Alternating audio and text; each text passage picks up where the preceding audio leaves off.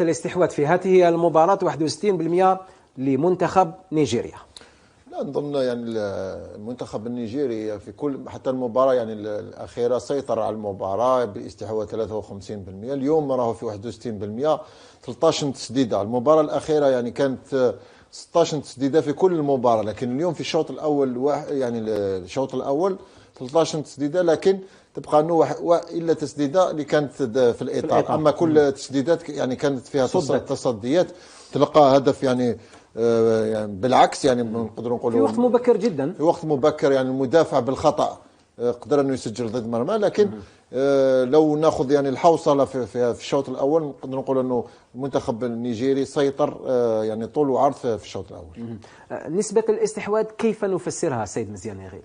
لما تستحوذ على الكرة أن تبادر، لأن أولا قبل ما تتحصل على الكرة لازم تسترجعها. إذا الخصم ما عندوش كثير الكرة. لماذا؟ لأن الفريق اللي يستحوذ على الكرة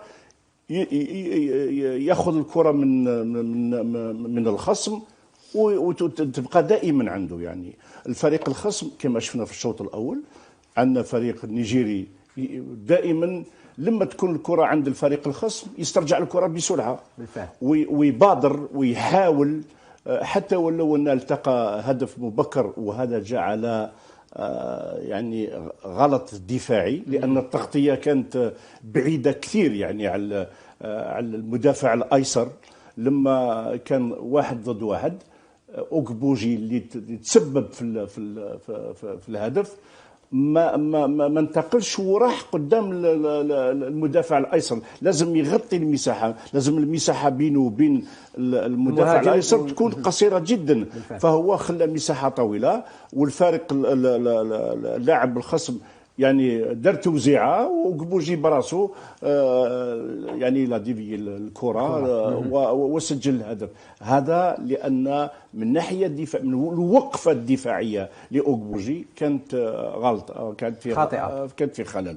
اما بالنسبه للكرات اللي والفرص الفريق النيجيري يعني يخلق فرص متعدده، ما لحقش ربما يسجل، لان لما ما تسجل ما عندكش الفعاليه، عندها التفسير تاعها. لما ما تسجلش لان انت في عندك الالات التنفيذيه مش متوفره فيك. وش هي؟ عندك الوقفه، عندك كيفاش راح تلمس الكره.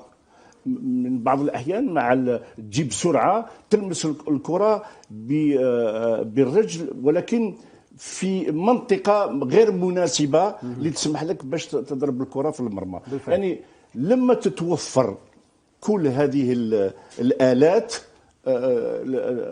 سوف يكون الفعالية تكون حاضرة. إذا هذا الشبهة حتى نعم المصطلح نعم هذا عدم الفعالية للفريق النيجيري يعني راجع شويه الى سن اللاعبين، لان حتى ولو انهم بامكانيات بدنيه والقوه موجوده عندهم معتبره، ولكن من الناحيه الفنيه مازال ربما التكوين تاعهم مش متكامل 100%. طيب امين، قبل ما نعود لك ايضا بسؤال حول طريقه اللعب، يعني الحمد لله نفست في كأس إفريقيا للأمم لكرة القدم لأقل من 17 عاما انتهت مباراة المنتخب السنغالي مع منتخب الكونغو بفوز السنغال بنتيجة 1-0.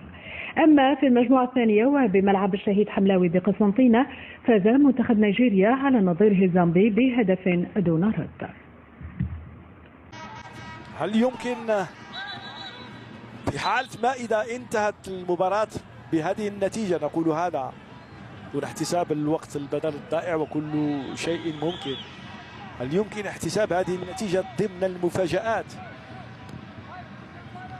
التي سجلت اليوم ضمن نتيجة مفاجئة؟ خطأ يقول الحكم، باعتبار أن منتخب نيجيريا هو المنتخب الذي كان مرشحا